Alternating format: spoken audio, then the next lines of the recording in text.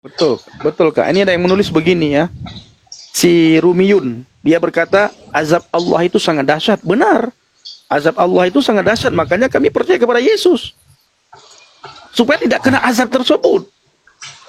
Iya Ada betul. banyak azab yang akan Anda jumpai, yang akan Anda dapatkan, yang akan Anda alami kalau Anda tidak percaya kepada Yesus. Azab yang pertama adalah siksa kubur. Ini tidak ada satu manusia pun yang bisa menghindari siksa kubur. Tidak ada. Belum ada tercatat di dalam Al-Quran ada manusia yang bisa menghindari azab kubur maupun hadis. Tidak ada satupun hadis yang mencatat ada orang yang bisa menghindari azab kubur. Makanya dalam sebuah hadis Nabi Muhammad SAW sebagai khatimul anbiya, penutup para nabi yang diimani oleh saudara Islam, beliau berkata apa kepada Fatimah, anaknya? Wahai Fatimah, anakku, beramallah banyak-banyak, karena aku tidak bisa menyelamatkan engkau. Nah, maka kita Bapak Ibu butuh Yesus yang bisa menyelamatkan kita. Keselamatan yang pertama ketika kita percaya kepada Yesus adalah selamat dari azab kubur. Maka sebagaimana Kak Sofi ulang-ulang di tempat kita ini, tidak ada orang Kristen yang sudah percaya kepada Yesus minta supaya terhindar dari azab kubur. Itu tidak ada. Kalau Anda belum percaya kepada Yesus, Anda pasti akan meminta terus-terusan supaya terhindar dari azab kubur. Sementara tidak ada satu manusia pun yang bisa menghindari itu. Tadi Pak Rahmat sudah katakan. Yang kedua, azab neraka. Kekal dalam neraka. Maka butuh Yesus. Yes. Nah, Bang Raja begitu juga. Bila Bang Raja mati besok, belum percaya kepada Yesus, masih mencari, belum mendapatkan kebenaran, belum mendapatkan kehidupan, mati malam ini neraka. Iduh, jangan dong sebelum mati dulu. Kekal dalam neraka. Gini Bang Pandi.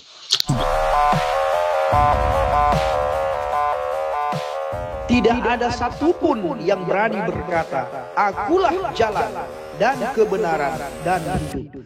Hanya Yesus yang berani berkata seperti itu. Ayo kita berpikir, siapa dia? Kenapa hanya dia yang berani berkata seperti itu?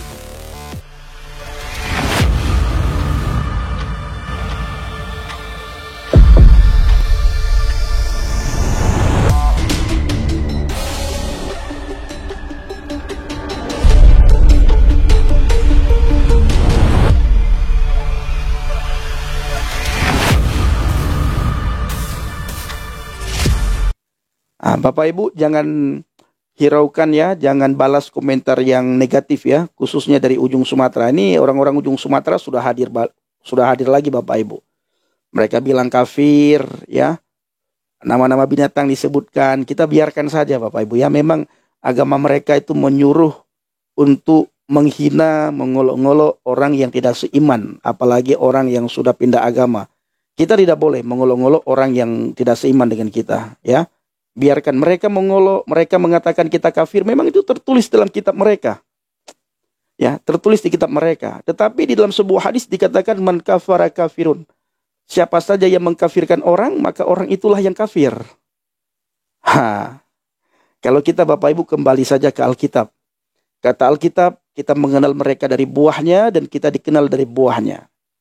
Sebuah agama itu baik, itu bisa dilihat dari pengikutnya. Semua ajaran itu baik, itu bisa dilihat dari pengikutnya juga. Orang yang belajar daripada pengajaran itu. Ini saudara saya, Kak Dewi ya. Kak Dewi, saya selalu Kak Dewi ya, tetap semangat. Nah Bapak Ibu, nanti sekali waktu kita akan undang Kak Dewi ya, supaya beliau berbicara, memperkenalkan diri di sini, di tempat kita. Beliau Boru Batak ya. Beliau Boru Batak. Tetapi beliau tinggal di Aceh, di kampung saya. Dan saat ini Kak Dewi ini lagi mencari orang tuanya Bapak Ibu. Ya saya sudah bagikan viti-viti beliau ke teman-teman. Supaya beliau bisa bertemu dengan mamanya ya. Nanti suatu hari kita akan undang Kak Dewi ke tempat kita. Supaya bisa berbicara selama 1 atau 2 menit.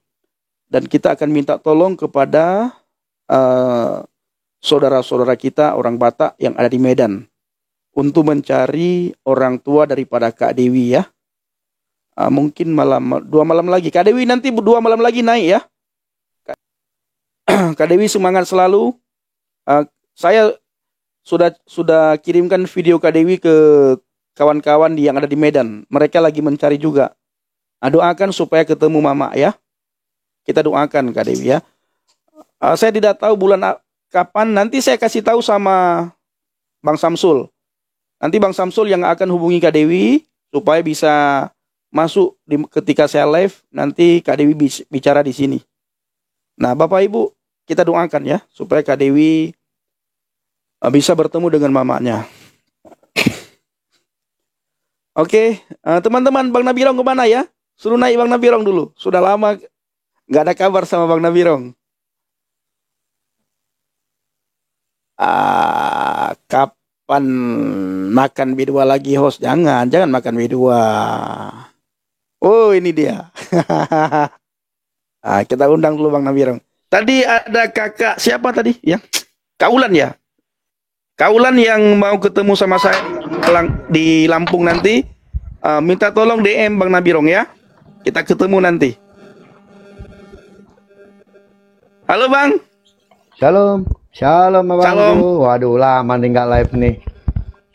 Haleluya. Sehat Bang?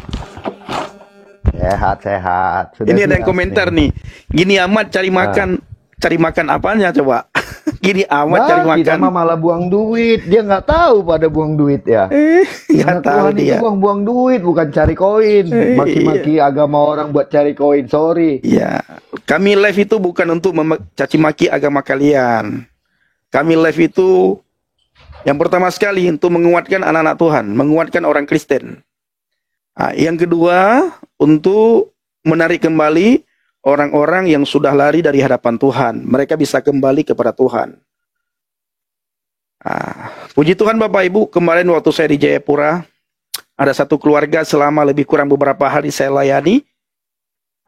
Orang tersebut keluarga bukan berkat kita, tapi Tuhan pakai kita Bapak Ibu. Dan semua Tuhan pakai kita. Tuhan pakai saudara untuk mensupport, untuk mendoakan kami. Dan Tuhan pakai saya di lapangan berjalan dengan pengetahuan yang saya miliki. Lebih kurang 3 hari, hampir 4 hari Bapak Ibu. Kita kunjungi keluarga itu. Kita kunjungi dengan teman-teman yang ada di Jayapura. Dan kita bertemu dengan penginjil jalanan di Jayapura. Nah,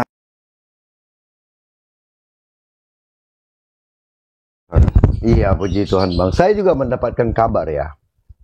Ya, dapatkan kabar yang diinformasikan ya. Kita sama-sama tahu. Kita yang kemarin itu sempat berpindah kembali pulang ke asalnya, tetapi ternyata hari ini hari ini saya dapat kabar ternyata bahkan istrinya pun seolah-olah bilang, saya kayaknya ada yang kurang dalam hidup saya ketika saya meninggalkan Yesus, dia bilang.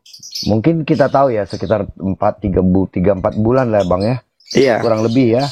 Enggak sampai 4 bulan, 3 bulan mungkin. 3 bulan ya. 3 bulan enggak nyampe kan? Iya.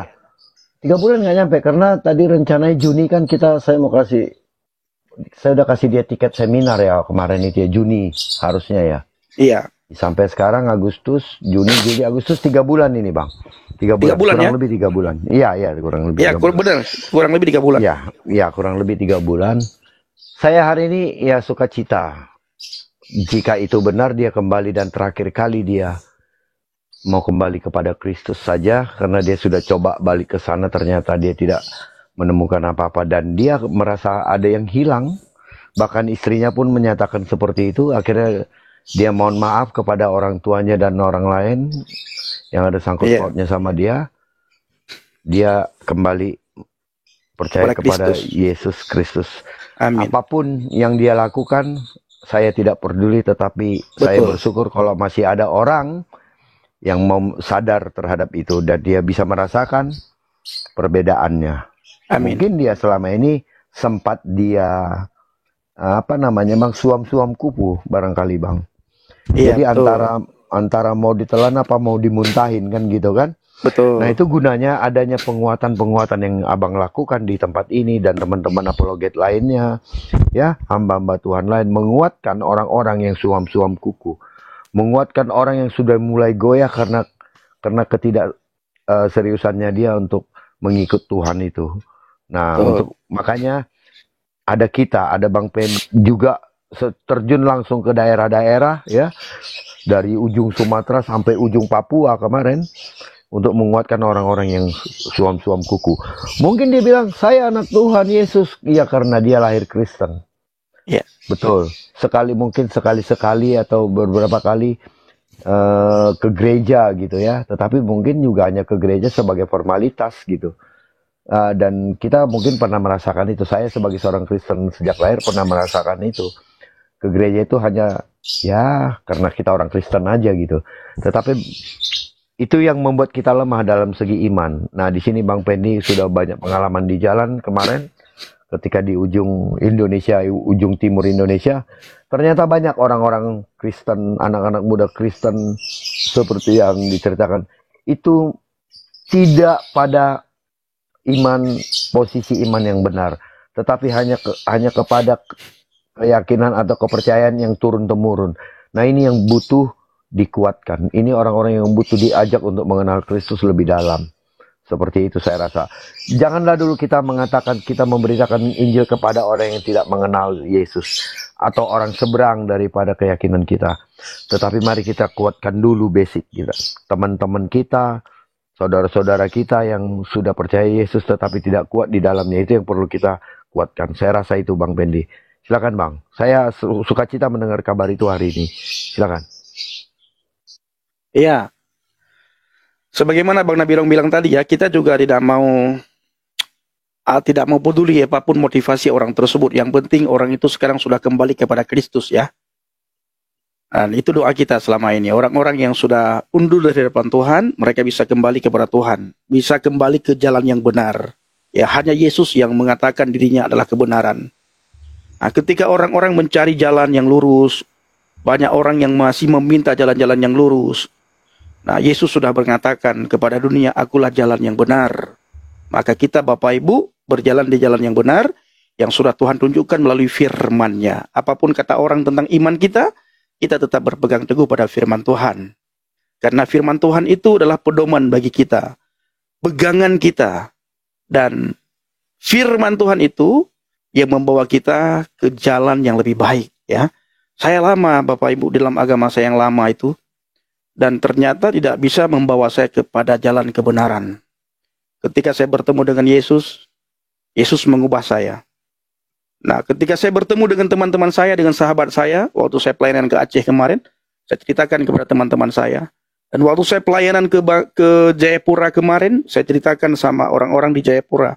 Ketika saya ke Bali kemarin, beberapa hari di Bali, saya juga ceritakan kepada orang-orang yang ada di Bali, bahwa agama itu tidak bisa membawa saya ke jalan yang lebih benar, ke jalan kebenaran. Tetapi ketika saya bertemu dengan Yesus, Yesus membawa saya ke jalan yang lebih benar. Ya, lebih benar. Oke, Pak Rahmat, silakan. Halo, selamat malam Bro Fendi, selamat malam Nabirong. Selamat malam Pak Rahmat, silakan. Ya, Pak Rahmat. alhamdulillah.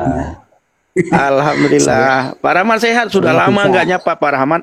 Iya, saya juga nyimak room-room lain. Ya, syukur alhamdulillah dengan adanya internet ini semua orang baik saudara kita, saudaraku yang dulu seiman maupun yang tidak seiman, ini bisa mempelajari kitab masing-masing.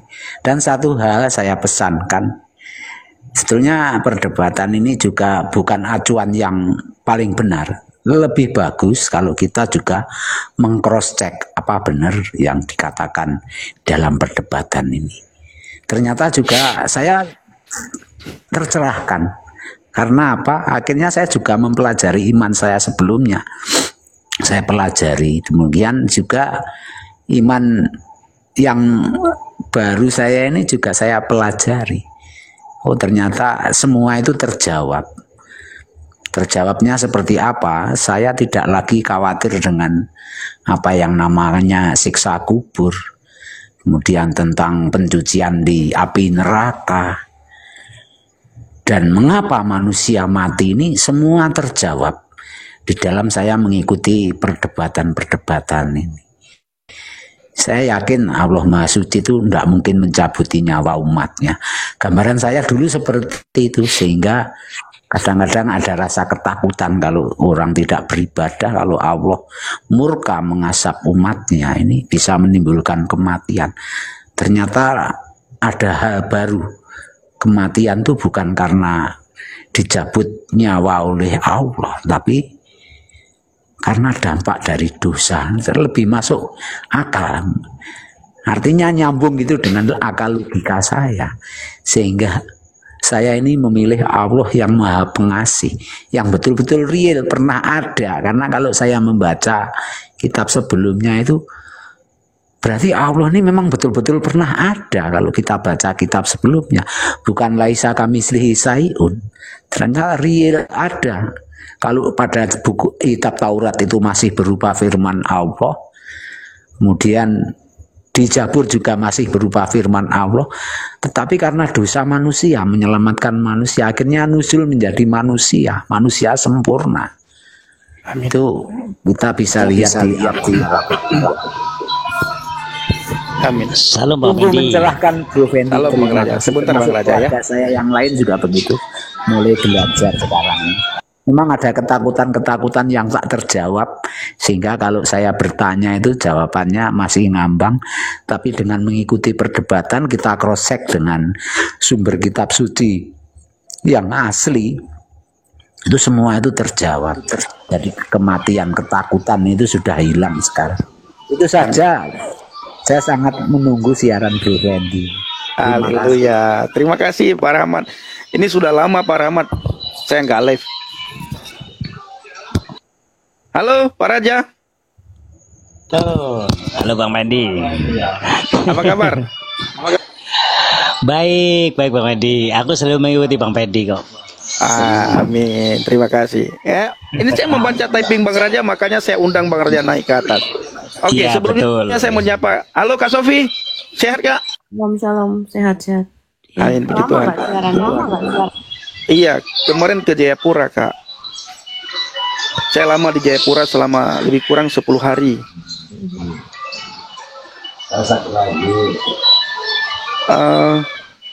Halo Bang Raja. Iya siap. Typing Bang Raja tadi itu sangat ini saya ya. Bang Raja bilang, Bang Fendi saya tidak lama lagi mau dibaptis katanya. Kenapa Bang? Mau Iya dibaptis? siap nih. Siap dong. Enggak, bukan masalah siap atau tidak siapnya. Kenapa mau dibaptis? Ya, aku udah lama nih. Udah lama, pengen banget nih. Tapi udah ada yang ini yang nuntun saya gitu. Udah lama. Jadi saya pas ketemu yang di Manado itu pendeta itu. Jadi saya nantinya di sana tuh mungkin setengah bulan lagi di Manado tapi saya. Oh, di Manado. Jadi Bang, Ya. jadi Bang Raja sekarang di Manado. Bukan, sekarang lagi di Maluku. Oh. Siap. Gitu. Jadi nanti di situ. Udah lama kok, saya udah lama. Saya Siap. udah belajari terus. Jadi udah matang ibaratnya ini. Apa yang Bang pelajari? Selama Asli dari Bang Jawa lihat saya. dari kedua belah pihak, dari kitab ini, apa yang Bang dapatkan di dalam Alkitab? Ya, itu yang jelas itu meyakinkan lah. Saya kan belajar walaupun nggak sepandai kayak Bang Fendi lah ya. Bang Fendi kan pokoknya saya ya, tapi keyakinan saya nggak terpatahkan. Keyakinan saya udah mantap matang wes, nggak bisa Amin. digugat lah pokoknya. Amin. Siap. Aku takut nanti mati belum dibaptis dulu. Aduh. Iya. Sebagaimana Jadi, Pak takutnya Rahmat gitu. bilang barusan, Bang Raja. Pak Rahmat bilang barusan, kapanpun beliau mati, beliau tidak pernah lagi bimbang Iya. mengenai siksa kubur ataupun mengenai neraka. Neraka itu satu Iya, kepastian yang harus dijalani, ya, dan satu kepastian yang sudah ditetapkan. Itu neraka. Tetapi mengenai surga, siapapun itu, di luar orang Kristen khususnya, di luar orang Kristen yang percaya kepada Yesus khususnya, ketika kita bertanya pasti ada mudah-mudahan di situ. Iya, Tidak ada celaka pokoknya. keyakinan yang kokoh untuk masuk ke dalam kerajaan surga, itu tidak ada. Nah, kenapa? Karena tidak ada juru selamatnya, tidak ada yang menjamin, tidak ada yang membawa, tidak tahu jalan, masih mencari, dan selalu mencari. Nah, Iya, padahal betul. Yesus sudah katakan, akulah jalan. Nah, kita masih mencari. Yesus sudah berkata, akulah jalan. Judul Maka saya berbahagialah di- kita yang sudah menemukan jalan, di mana firman Tuhan katakan, akulah jalan. Kita datang kepada jalan tersebut supaya kita tidak tersesat. Nah, kita tidak lagi mencari. Iya. Mencari kok tidak pernah dikasih. Ya. Tiap saat kita mencari tapi tidak pernah ditunjukkan ke jalan yang lurus, ke jalan yang benar. Nah, maka kita datang kepada Yesus, kita butuh Dia. Jadi dunia butuh Yesus. Bayangkan bila dunia tidak ada Yesus, apa yang akan terjadi? Makanya Pak Bedi. Katanya Siratul Mustaqim itu dalam bentuk rambut dibelah 7 katanya Bang. Ya, bagaikan rambut, bagaikan sehelai rambut di belah 7. Saya Itu kan katanya. tanya. Ini kemarin juga ada nih muslim mau belajar juga. Tanya tentang apa itu logo dan sebagainya. Tapi kok belum masuk ya? Namanya Muhammad Yos. Salam Bu Sofi ya. Bu Sofi, salam Bu Sofi. Jadi pertanyaan saya juga, Yesus ini kan bergelarnya kan Al-Masih Juru Selamat ya. Pernah nggak di selama menjadi kekristenan itu kita berdoa minta dijauhkan dari siksa kubur dan siksa neraka? Gak pernah ya? Saya belasan tahun di gereja nggak ada tuh Nggak pendeta yang pernah. doa begitu. Nggak pernah kayaknya. Ya, pertanyaan saya juga kemarin belum terjawab. Di mana sih ada konsep jembatan rambut di belah 7 Siratul Mustaqim dari neraka ke surga ini? Nah, ternyata nggak bisa, ternyata dalam Quran sini nggak ada loh itu. Karena Anu saya Bang Pendi, ya, saya ajak teman-teman muslim kalau nggak berpikir. murtad rugi. Rugi. Saya ajak teman-teman muslim Sampai berpikir, mati, aduh.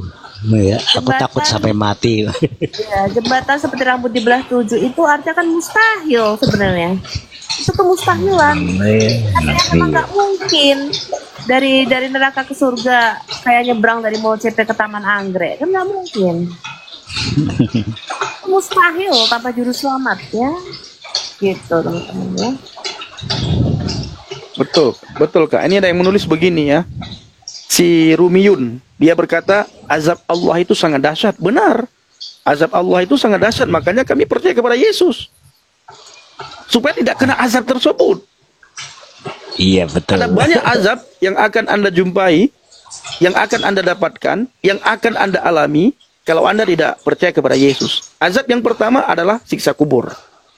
Ini tidak ada satu manusia pun yang bisa menghindari siksa kubur. Tidak ada. Belum ada tercatat di dalam Al-Quran ada manusia yang bisa menghindari azab kubur maupun hadis. Tidak ada satupun hadis yang mencatat ada orang yang bisa menghindari azab kubur. Makanya dalam sebuah hadis Nabi Muhammad SAW sebagai khatimul anbiya, penutup para nabi yang diimani oleh saudara Islam, beliau berkata apa kepada Fatimah, anaknya? Wahai Fatimah, anakku, beramallah banyak-banyak, karena aku tidak bisa menyelamatkan engkau. Nah, maka kita Bapak Ibu butuh Yesus yang bisa menyelamatkan kita. Keselamatan yang pertama ketika kita percaya kepada Yesus adalah selamat dari azab kubur. Maka sebagaimana Kak Sofi ulang-ulang di tempat kita ini, tidak ada orang Kristen yang sudah percaya kepada Yesus minta supaya terhindar dari azab kubur. Itu tidak ada. Kalau Anda belum percaya kepada Yesus, Anda pasti akan meminta terus-terusan supaya terhindar dari azab kubur. Sementara tidak ada satu manusia pun yang bisa menghindari itu. Tadi Pak Rahmat sudah katakan. Yang kedua, azab neraka. Kekal dalam neraka. Maka butuh Yesus. Yes. Nah, Bang Raja begitu juga. Bila Bang Raja mati besok, belum percaya kepada Yesus, masih mencari, belum mendapatkan kebenaran, belum mendapatkan kehidupan, mati malam ini neraka. Hidup, jangan dong sebelum dibaptis dulu.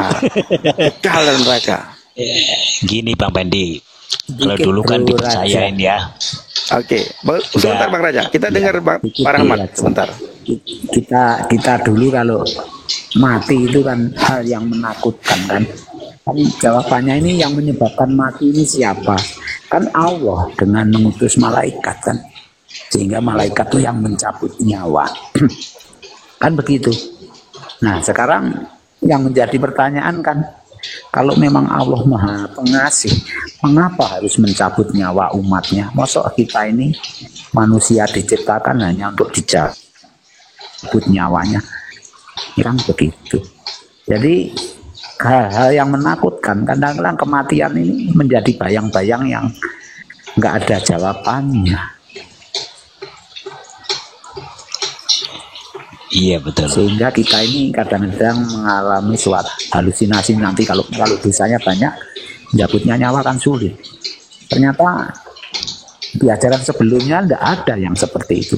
Justru di ajaran sebelumnya itu Allah Maha Pengasih, karena mengasihi umatnya, mengutus firman menjadi manusia untuk menyelamatkan manusia, karena manusia berdosa. Nah, keberdosaan Adam dan Hawa itulah yang menyebabkan kematian. Saya baru paham sekarang ini.